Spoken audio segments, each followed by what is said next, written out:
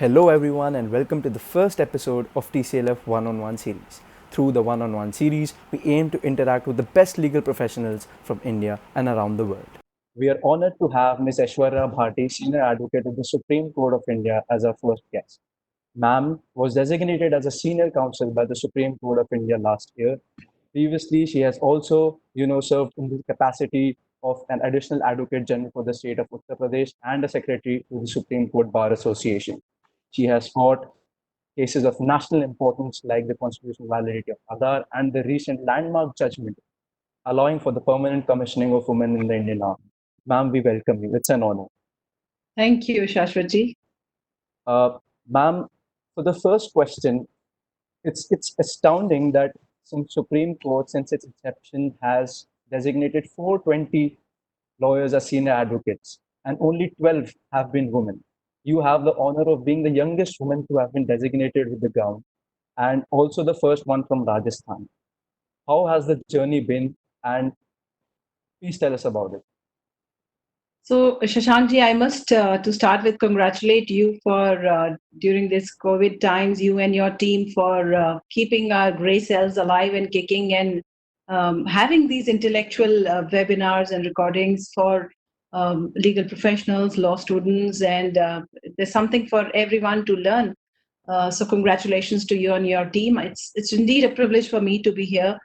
I know that through your platform, we will be interacting with a lot of law students and lawyers across the country.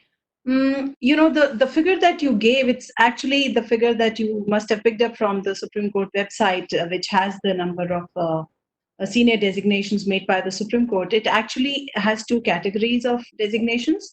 One is judges who retire as High Court judges, and then they have to also, if they're not designated before their elevation, they also have to apply for designation as a senior advocate. And second, of course, is the category from the bar. Yes, you're right in saying that the Supreme Court has only designated 12 women lawyers as senior advocates in the last 70 years since its inception. And I do have had the privilege of being in that coveted group. It is a very small number, but we also have to bear in mind that this reflects and in a way actually propels the fact that litigation has always traditionally been has been a male bastion. It's not like there is lesser participation or giving a lesser opportunity to women as senior advocates. What is important is when traditionally women have not been in litigation so much, so they've not grown up. You can't paratroop women at top. You can't just designate them as senior counsels to have more numbers. You have to have women lawyers coming in at the bottom of the system, going through the grind, going through their experiences, learning and maturing and just understanding the system better, and before being really worthy of being designated as a senior advocate. So it's not to the numbers do show that it has been a male bastion, but beyond that, it's growing. Justice Indu Malhotra was the first woman to be designated as a senior advocate by the Supreme Court. And see, she has broken more glass ceilings. She was the first one to break the glass ceiling there for us, and she has broken another glass ceiling. She's the first woman lawyer to be designated to be elevated to the bench directly from the bar to the bench of the Supreme Court. So huge distinctions coming her, and there have been phenomenal women with monumental journeys in litigation, and everyone is following in their paths. I think it's incredible to be in this journey. That's fantastic to hear, ma'am. Like it's a known fact amongst, and it's a very popular notion between law students and young practitioners that litigation is something very, it is something that requires a lot of struggle. Every litigator faces challenges in his or her tenure, but what are some unique challenges that a woman litigator has to face, especially in India, if any? Well, let me speak about my journey in that case, Shashwat. And you're right, litigation is a profession which is very heavy on gray hair, or very heavy on experience, very heavy on number of years that you have spent in the system, the maturity with the system, because legal education does not really prepare you fully to be a litigator. I mean, and fully is a metaphor. It does not really prepare you at all to be a litigator. What the legal education really teaches you is that it teaches you that you have chosen to be a student of law for life.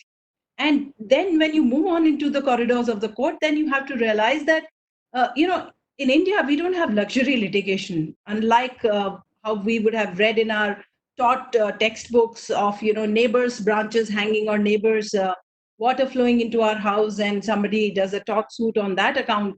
That really does not happen in India. In India, litigation is almost like the last resort for people. People come for litigation when all other doors are closed. They come to the courts of law for justice, and trust me, that's not the first option that they want to explore. Nobody comes to the lawyers happy. I mean, they are really in pain, misery, disappointment, a feeling of injustice, a feeling of some kind of wrongful hurt is what brings people to lawyers and to the doors of the justice delivery. Thereafter, when they come to the courts, then they want to, every litigant for him it's so important a case that he wants to engage the best lawyer that he can afford or he can engage. And in that sort of quest, the younger lawyers never feature because nobody wants to trust young lawyers. And on top of that, if you're a young lawyer and if you're a woman lawyer, then it's almost like a double whammy because and I wouldn't say it is like the litigation is pegged against it. I think the problem really is a sociological problem. I would say. I mean. If a woman is a litigator, then she will not be taken seriously. There will be doubts about her competence, whether she has gone through the cold law books and done the research in the same manner that the file requires her to do, whether she will marry off and not return to litigation, whether she will have children and not return to litigation, whether she will have family compulsions and duties and not return to litigation. These are all doubts that keep on lingering when you're dealing with a young litigation lady lawyer and you want to engage her. Those are some of the very real problems and very real challenges. But let me tell you, in the initial years, the journey is definitely tougher. For women lawyers, the journey is tougher because not just in the litigation, but at home also, you are expected to play the second fiddle. You are expected to, to not be so ambitious, to not be so professional minded, to not put profession on top of all your priorities. And unfortunately, litigation as a profession takes a lot out of you. You can't have litigation as the second love in your life. You have to have litigation as the first love of your life. So that being the nature of litigation, it takes a lot. And as a woman, it takes a little extra. But let me tell you that once you have crossed that initial hurdle, once you have crossed that first inertia, and you have made a mark for yourself, you have made a standing for yourself, and people know you as a sincere lawyer, a disciplined lawyer who has prepared her file well, you will get the respect, you will get the visibility, you will get from everyone, from your colleagues, from your clients, from the bench, and a lot of encouragement too. I must tell you that while the sociological situations and circumstances are not very conducive for women to be efficient and good litigators, but there are enough and more helping hands if you are willing. If you are willing to take that leap, then there are enough and more people who are out there to to help you out, to give you a helping hand, to soften your fall if you fall, uh, to be the wind beneath your wings. And a sincere effort will always get you more friends, more people who are ready to guide you, who are willing to act as your guardians. Interestingly, I belong to the previous generation.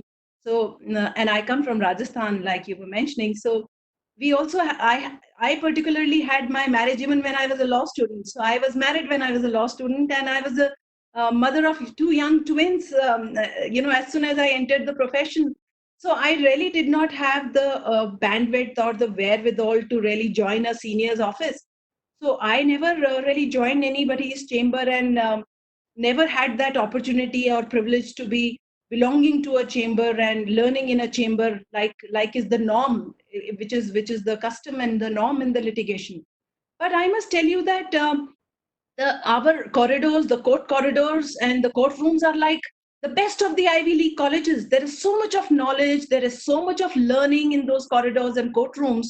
You just need to be there. You need to see how the lawyers, how the established names are there, how they are arguing, what to do, what not to do, what is the court craft, how the judge is responding. You just need to be there, watch, observe, be attentive. And if you are willing to learn, then the courts are the best places to learn. So the journey becomes initially as a tough, but it becomes really wonderful after a while, and it gives you a very unique place in the society, because ultimately lawyers are like they're like social doctors. I have always believed that they're like social engineers, they're like social teachers, they're like social healers, they're like social tailors. So we do have, when people come to us, the clients come to us, they don't just give us their files and the fee. They leave a little bit of their anxiety, their restlessness, the feeling of injustice that they feel, the feeling of wrong that they feel. They leave that feeling with us, and they go a little more assured after having met the lawyer. And all that the client expects you to do is that put in your best effort and make sure that the case is argued to the best that that case deserved to be argued. It's commendable, ma'am, that you have managed to come so far, and especially knowing your journey in detail, that you've balancing that personal life, balancing taking giving time to your kids and giving time to the profession. You've indeed come a long way, ma'am. Quite recently, you secured a landmark judgment from the Apex Court, which you know allowed for the permanent commissioning of women into the Indian Army. And in one of your interviews, if I remember correctly, you mentioned that it was a battle for parity. So, could you please take us through that journey? First of all, congratulations, ma'am. It is indeed a huge victory, a huge judgment for you. Could you please take us through the journey? What was your approach to this case? So, Shashwatji, the case that you are mentioning is the case of the army officers, women army officers of the Indian Army, who were fighting a battle for equal opportunity of permanent commission in the Indian Army. Now, traditionally, Army was also one place that women were not there. In 1992, for the first time, women were inducted.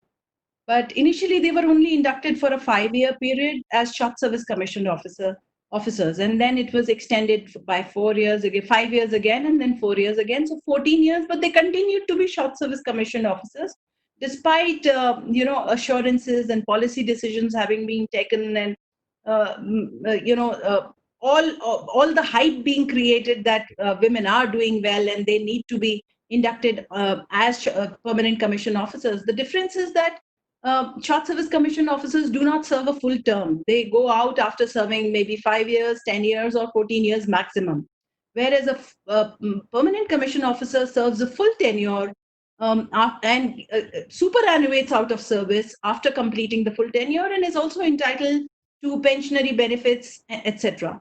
So this battle really started in the Delhi High Court, and in the Delhi High Court we had a judgment in the March 2010.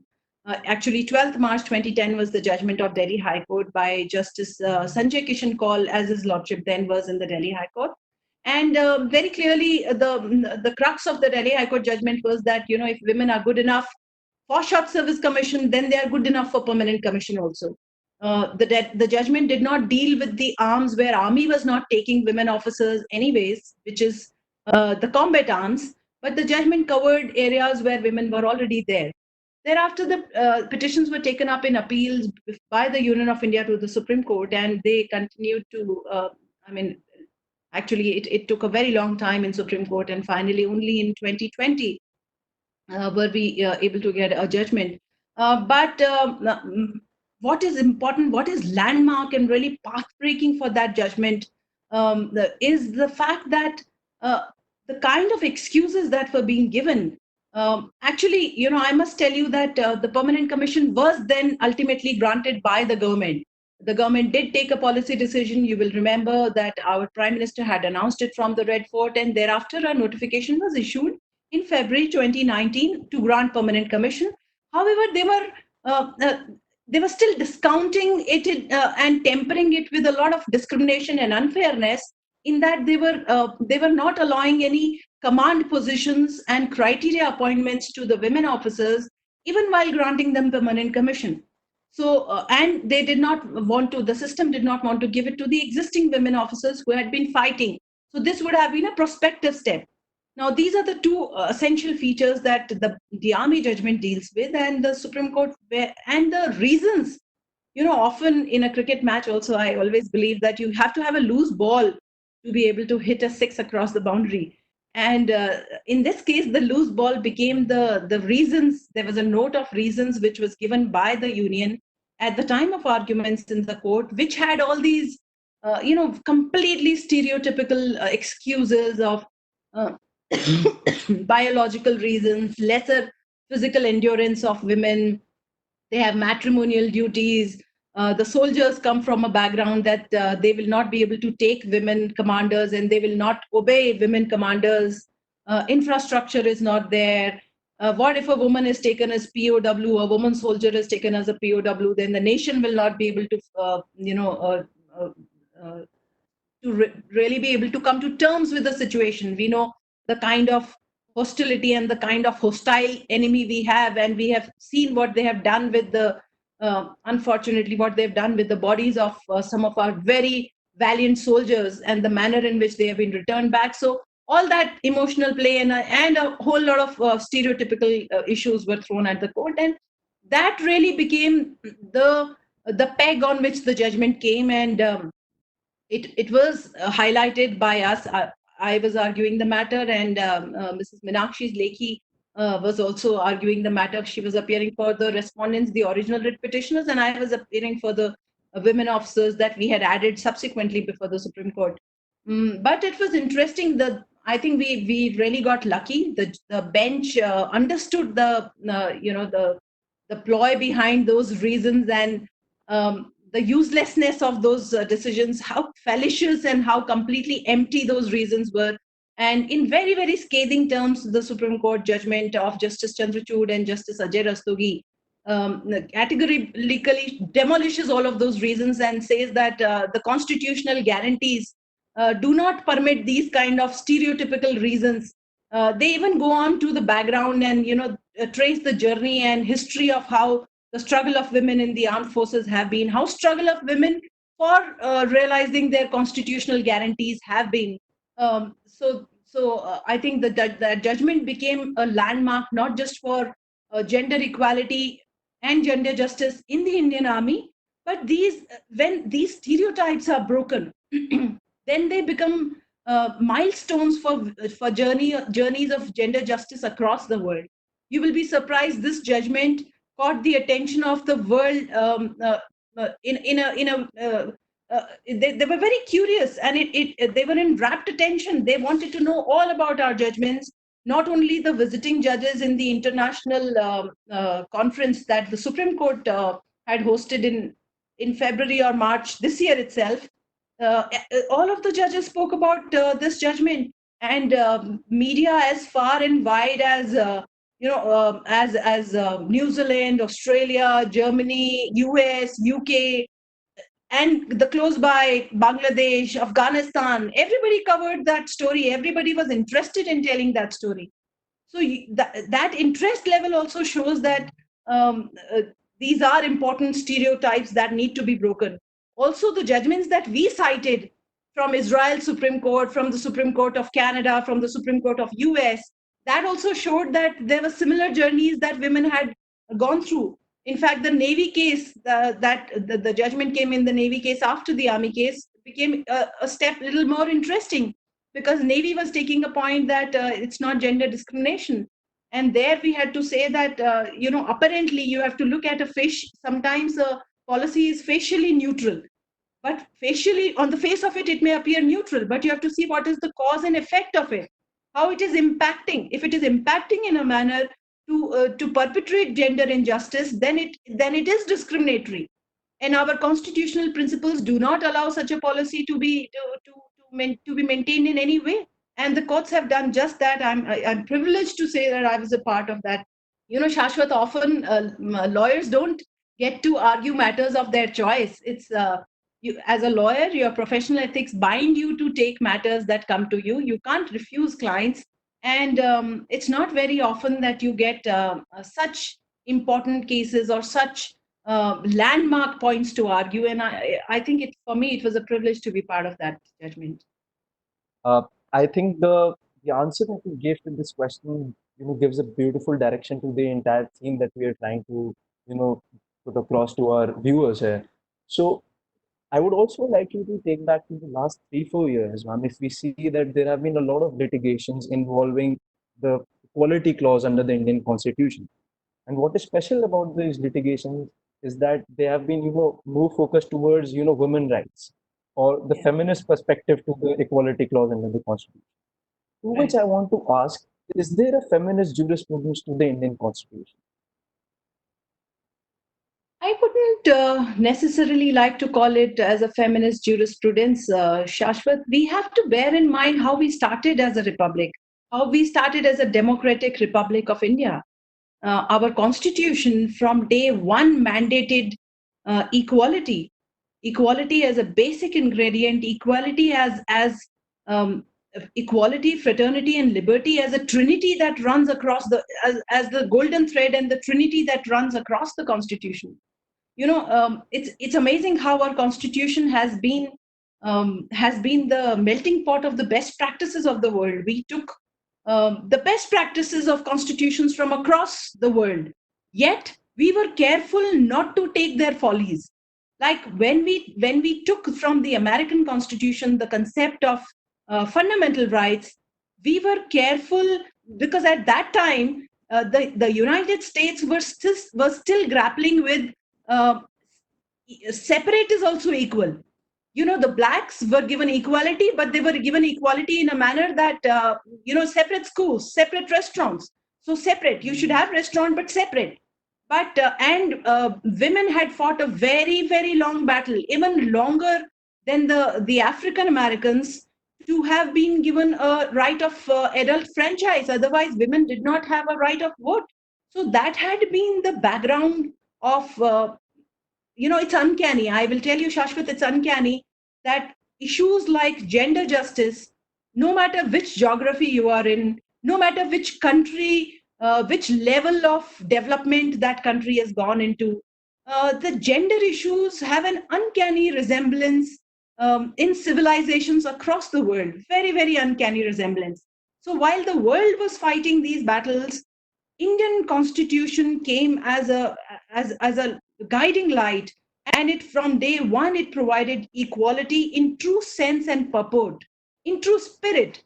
There was universal adult franchise, there was equality, and if you see Article 15, it actually talks about affirmative action in favor of women and children. It also talks about the fundamental rights also talk about affirmative action in support of the other backward categories, scheduled caste, scheduled tribes, etc. But women and children is also one such category which has been carved out for affirmative action, even if it breaches the equality clause, because the states are enjoined to do something over and above the rest to make sure that the equality exists in true sense. Equality as we understand in our constitution is very clear.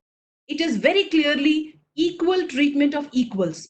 If you are perpetrating equality on unequals, then in a way you're perpetrating inequality. Now, it's not just the last 3, 4 years. Yes, we have had some very landmark judgments in the last 3, 4 years.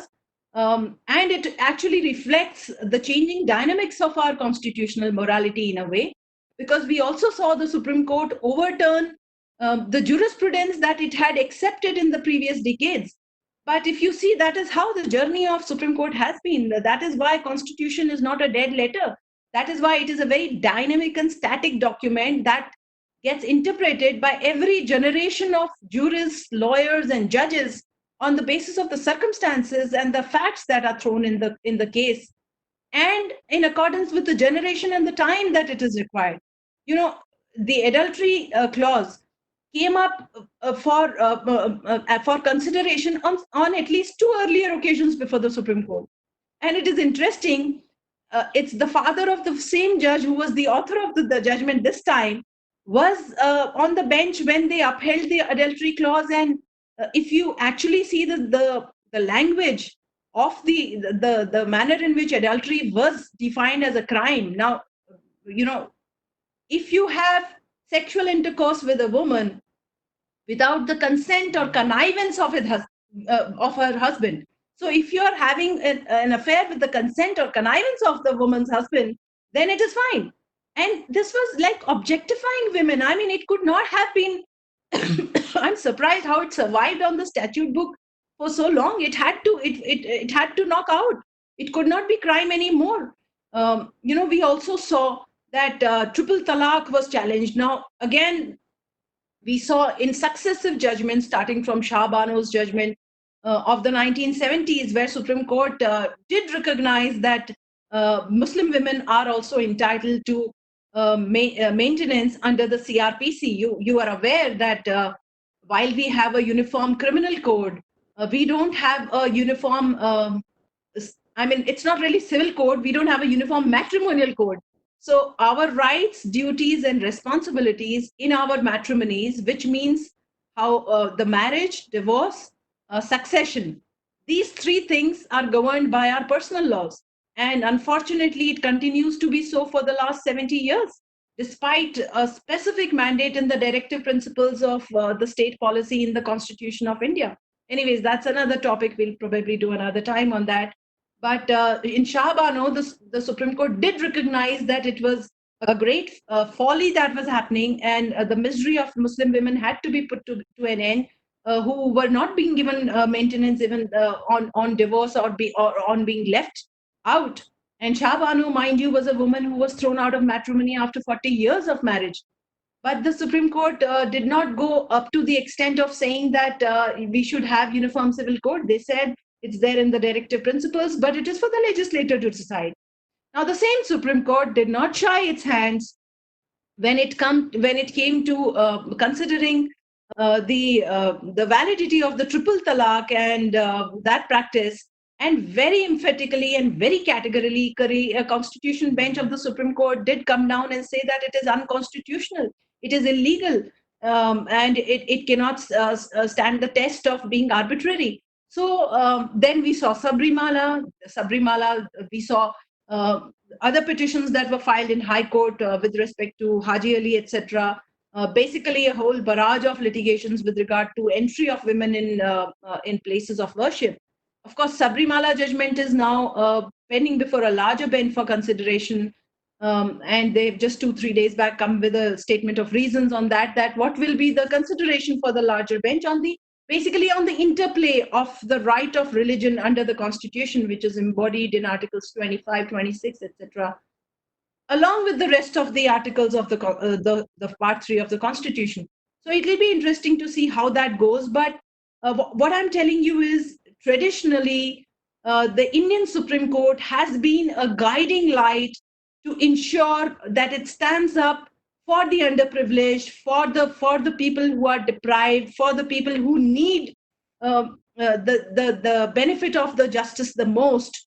And whether it was under trial prisoners languishing in Bihar, in Hussain Ara Khatun's judgment, who had completed more years as under trials than they would have been if they were convicted for that particular offense, or whether it was those minor children working in the toxic factories of Shivkashi making crackers that we all burst during Diwali, and to come up affirmatively, whether it has been the acid attack victims cases where Supreme Court has laid down guidelines on how acid should not be sold over the counter, whether it was the celebrated judgment of Vishakha, where the Supreme Court actually laid down law. Otherwise, it's not the Supreme Court's business to lay down law, but they said till the law is enacted. 1996 judgment of Vishakha, Supreme Court laid down guidelines that these will be the guidelines to make sure that there's no sexual harassment of women at workplace. Unfortunately, that law only came in 2013. But I'm just reminding you of the journey, that it has been a splendid journey. I think as students of law, all of us should be extremely proud and privileged of the journey of our Supreme Court. It has been a lighthouse to our democracy, and even sometimes that it did falter, like the ADM Jabalpur case in the emergency era. uh, did actually come to be corrected in the privacy judgment when they said that that was a bad law, and that was the probably one of the darkest hours of Supreme Court. So it's an interesting journey, and I would love to see a time that the Supreme Court does not need to stand up for gender justice. I would love to see our families, our society, all of us stand up for gender justice. It's not a women's mission alone. It is not a girl's fight. It's not a woman's fight. It is.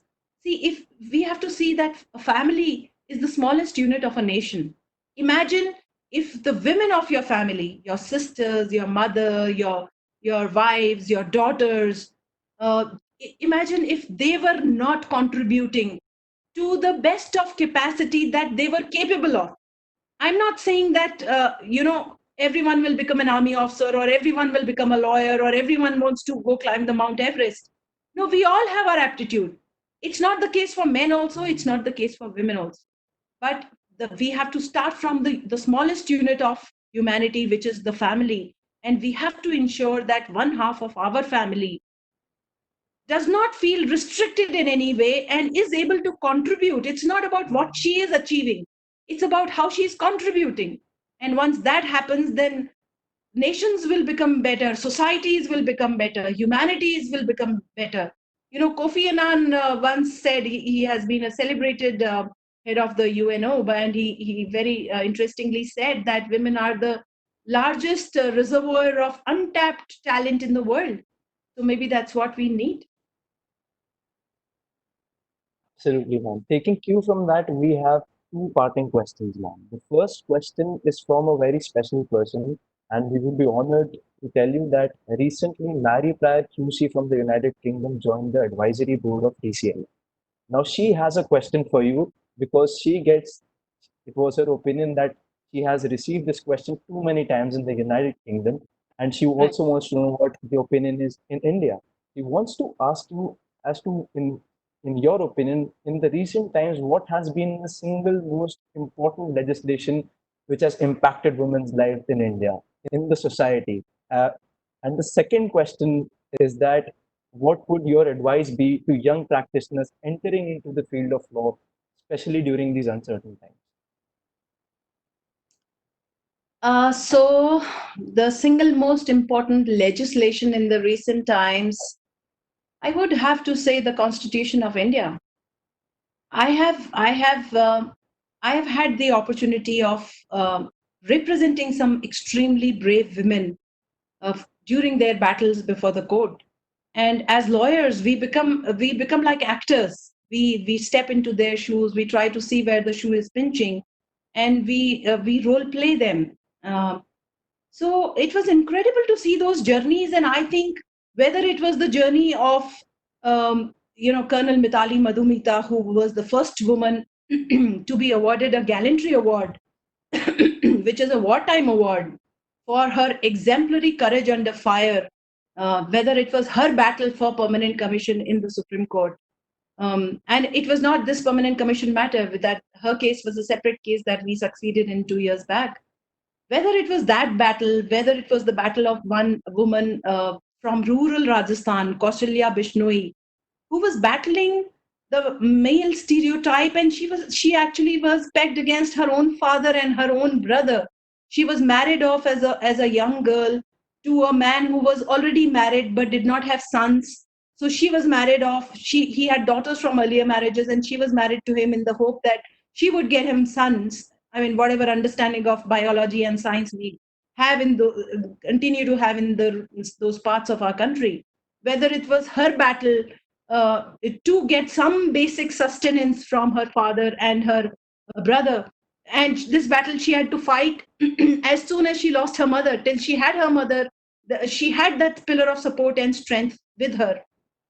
Or whether it was the battle of Nargis Begum uh, uh, from Madhya Pradesh, again another woman who was thrown out by triple talaq without, by way of a letter, without really telling her on her face.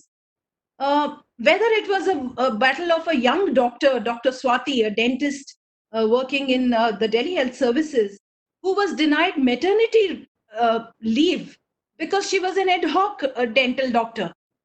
I'm just giving you examples of the extremely amazing women that I have represented in my journey. And I think all of them were able to get justice after their extremely long battles with the society and with the in the courts of law, because of the parameters, because of the constitutional principles that have been so firmly embedded in our system. You know, the equal pay for equal job is extremely important for women who are working. That comes from the constitution again. Maternity relief, maternity and child care benefits and leaves come from our constitution. Respect for dignity of women comes from our constitution. So I think constitution would be my answer to the single most important legislation. Of course, it's not really strictly a legislation. It was made by our constituent assembly, but constitution remains the savior for women's rights, for gender justice, gender equality, and gender dignity everywhere in India. And the second question, what was that about? Okay, the advice to Yes, the young lawyers in these. yes, ma'am. So, Shashwat, these are unprecedented times. I can't claim to, say that I know it all, and I can't claim to sermonize you that I know exactly how it's going to be. I don't know myself. But let me tell you something very interesting that I have seen. I have been now in the practice for about 22 years, and most of the laws that I practice, I did not study in my law school. Um, there are more and emerging fields and areas of law that come up. There are often sometimes you take up a little scare for particular areas because you've not done enough work in them. But as soon as you get work in them, you get matters. You're happy to pick that up, read a little more if you're not familiar with it, and familiarize yourself. What is most interesting for the journey of a lawyer is that our journey follows life. So if life is going to move on to virtual platforms, then along with life, the disputes will go there, disputes resolution will go there, the rights, duties, that battle will go there. So wherever the life is going to go, the lawyer is bound to follow. The justice delivery system is bound to follow. So if Elon Musk actually succeeds in taking us to the Mars, then you never know. We may all need to get ready to go to Mars. If life goes to extraterrestrial, then we will need to go extraterrestrial. I mean, who could have imagined times like this? There now 6 months ago, world could not have imagined a time like this. But let me tell you, I mean, this is the wildest of our dreams. But there could be a time that all those cables that are there on the floor of our oceans, which facilitate the virtual platforms for us, suppose they were to go down for 6 months, how would we survive then? I mean, it will be again. It Don't worry. Important thing is, till the time life is there, nothing is going to happen. Life will go on. We will just need to rediscover ourselves, reskill ourselves. What is important is we are social engineers, social doctors, social teachers. Go on with the society. And this is a time of great hardship. Uh, Reach out, try to mitigate hardship of people, that as many people as you can, in whatever small way you can. There is nothing small and nothing big in these times. And this is, if you are helping people, you're also in a way staying relevant yourself. So be compassionate, be passionate. I think those are the two most important qualities of being compassionate and being passionate, that will see you through in life and see you through in profession. There's really nothing extraordinary that is a success mantra for litigation, as I see it in my understanding. I'm just sharing with you my experience. I'm not saying this is the perfect truth, but I'm just saying that this is how my journey has been. So passion and compassion takes you far and wide in life. Thank you so much, ma'am.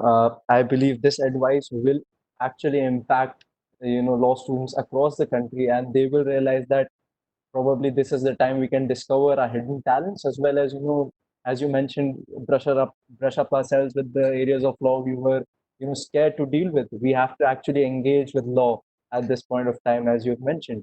And I'm truly honored, and on behalf of the whole team of the Contemporary Law Forum, I thank you for, honoring us and gracing us with your presence for this interview. This series could not have had a better start than to host you now. Thank you so much, Shashwati. We wish you the best of luck to you and your team. It has been my privilege. Thank you so much. Thank you, ma'am.